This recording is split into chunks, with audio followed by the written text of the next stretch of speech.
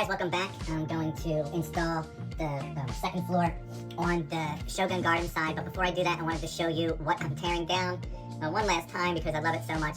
Here's my biplane fight in the sky, and then as I come down here, you can see this build I called Shogun Gardens. Over here, this building, the middle of this building is the Seinfeld apartment. What I love to do the best is get an amazing set and then turn it into something else. Here you see we have Jerry Seinfeld's apartment, and I reworked the outside of it so that Jerry's apartment is actually in the middle of a tenement building that is 3 stories tall. And then last Advent, we had this under the Christmas tree, so all of our Advent people that showed up and their stuff came, some of the stuff's been moved out of this apartment. And then I did a series of bathrooms on the top level. And then this building is like an ancillary tower. This is a garden view. And then we had a walkway that came across the top of the old wall.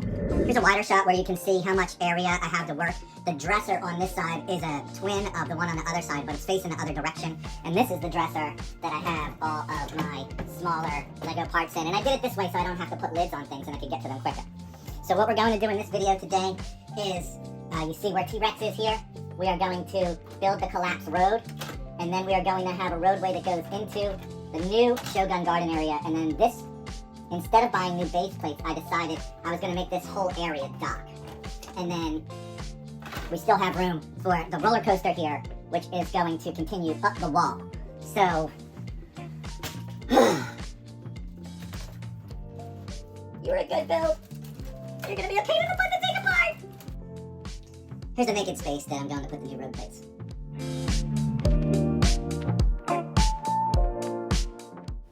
Once I had this thing in pieces, I couldn't just let my wall sit there in a pile of rubble, so I decided I would just work the new wall out of the rubble rather than sort it. It turned out pretty good.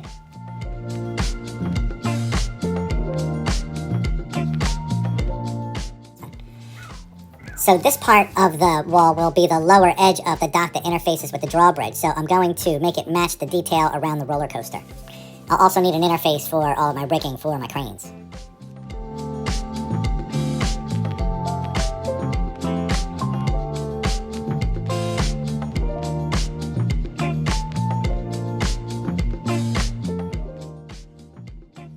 I'd be lying to you guys if I said that everything went as planned with the broken road on the dock.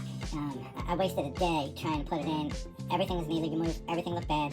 So what I decided to do, because ultimately this is my play set, guys. This isn't just something I'm building just for this month. I want this to be a play set that I can put plates down and I can interchange the buildings and the scenes and actually play on top of it. It's just the base. So I went with something more sturdy, a little bit more simple. And when you take a look at my minis, you can see why I love Ninjago so much. I'm dedicated to doing ninjas and ninja scenes. I think it's so fun.